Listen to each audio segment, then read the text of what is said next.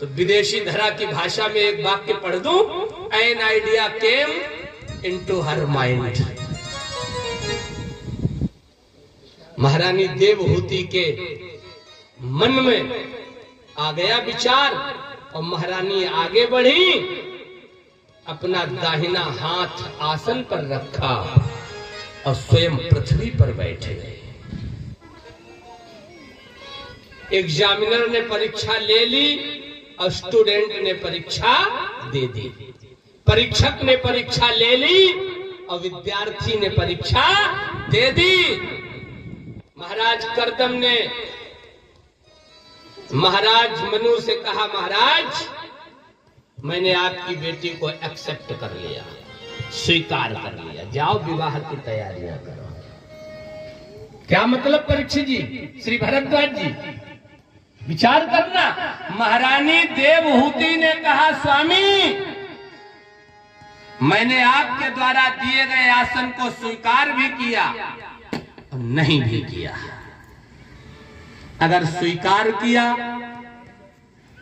तो मैंने दाहिना हाथ अर्थात आप ही का अंग रखा। नोट करना,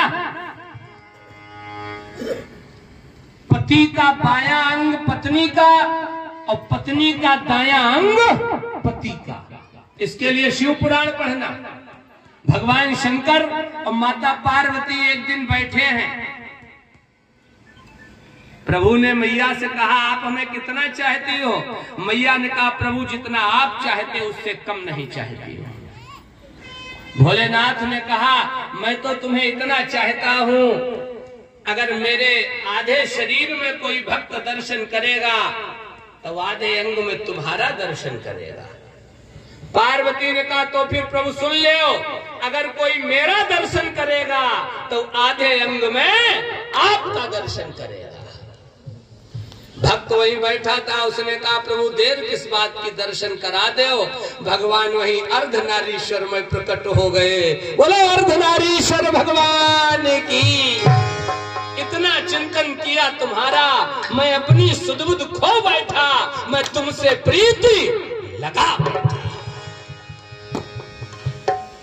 माता देवहूति ने कहा, स्वामी अगर मैंने आसन को स्वीकार किया तो दाहिना हाथ अर्थात आप ही का अंग रखा, और अगर नहीं स्वीकार किया तो देख ले, वो भी मैं पृथ्वी पर बैठी। हो गई परीक्षा।